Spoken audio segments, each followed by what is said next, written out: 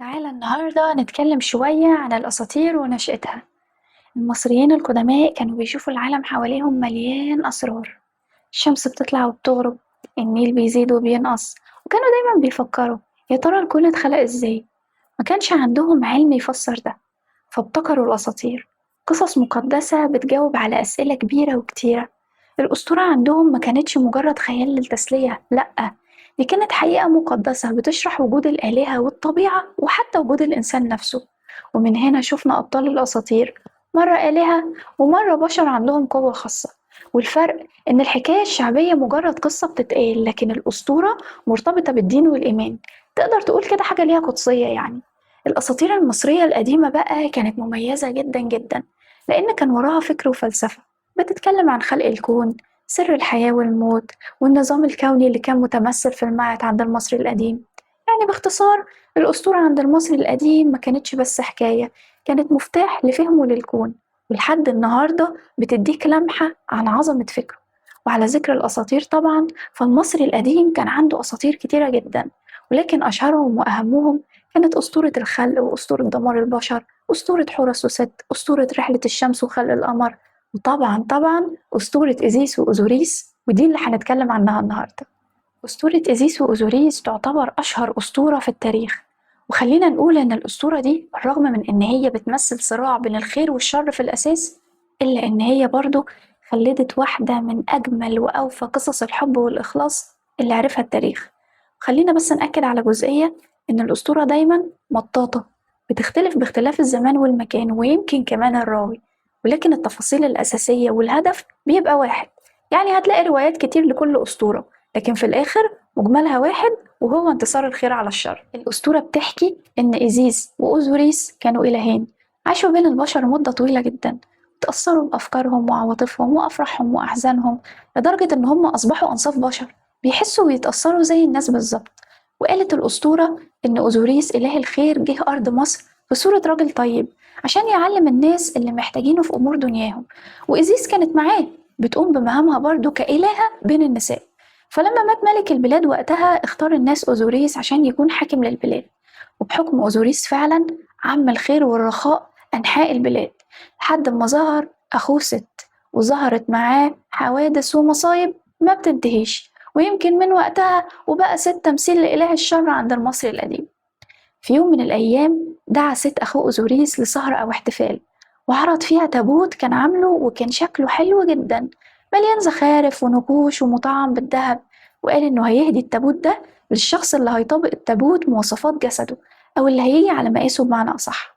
جرب كل اللي موجودين في الاحتفال التابوت الجميل ده، لكنه ما كانش مناسب لأي حد فيهم، فأشار ست على أخوه أوزوريس إنه يجربه. وفعلا أول ما دخل أوزوريس في التابوت، راح واخد ست الغطا وقفله على أخوه، وأغلق الأقفال بتاعته وصب عليها الرصاص السائل عشان ما يتفتحش خالص، ورمى التابوت في النيل. طبعا إيزيس حزنت جدا على زوجها، ومن خلال بعض التعاويذ قررت تحول نفسها لطائر صغير علشان تهرب من ست وتدور على جوزها أوزوريس. فضلت تدور كتير وما كانتش عارفة تروح فين أو تدور فين، وكانت بين كل حين وآخر بتهبط على الأرض وتسأل أي حد يمكن يقدر يساعدها.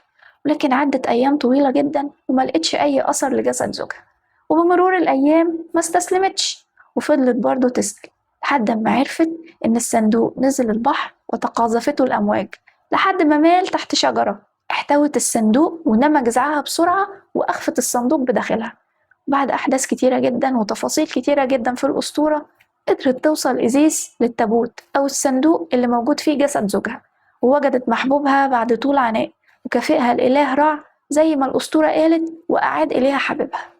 وهنا بقى بدأت مرحلة جديدة من الأسطورة، لما إيزيس شافت جسد زوجها العزيز قدام عينيها، وألقت عليه التعاويذ والأدعية اللي تقدر ترجعه بيها للحياة.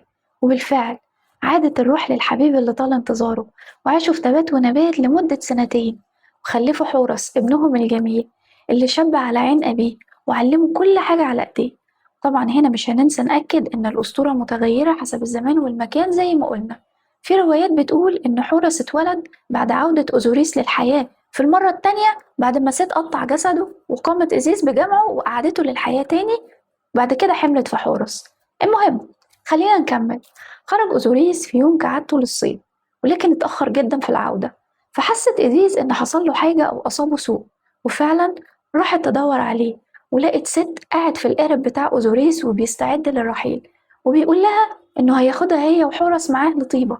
ولما سألته عن أخوه رد عليها بمنتهى الشر وقال لها إنه قطع جسده ل14 جزء، وفي روايات تانية 16 جزء و42 جزء، وحط كل جزء في طرف من أطراف البلاد، ودوت علشان ما تقدرش إيزيس تلاقيه وترجعه تاني للحياة.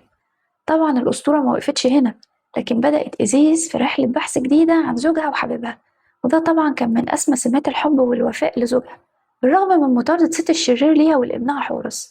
حصلت أحداث كتيرة جدا في الأسطورة، على رأسها إن ست بعت عقرب شرير عشان يلدغ الصغير حورس اللي ما قدرش يقاوم السم ومات، لكن بعد ما إيزيس توسلت لرع رجعه تاني للحياة، وبعدها استكملت رحلتها في البحث عن أوزوريس. ولكن الأول دورت على مكان آمن تسيب فيه ابنها حورس، وسابته في أحراش الدلتا تحت رعاية الآلهة حتحور ربة الرضاعة والأمومة.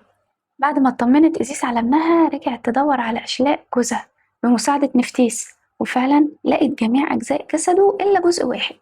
بعض الروايات يقال إن هي لقت كل أجزاء جسده كاملة. قامت إيزيس بعد كده بتلاوة التعاويذ ورجعت الروح لحبيبها مرة تانية بمساعدة أنوبيس إله التحنيط وحارس العالم الآخر. ويقال في أحد الروايات إن رع رجع أوزوريس لمدة يوم واحد، وده اليوم اللي حملت فيه في ابنها حورس. ربت إيزيس حورس في أحراش الدلتا في السر، وبعد ما كبر حكت له عن اللي حصل من عمه ست ضد أبوه.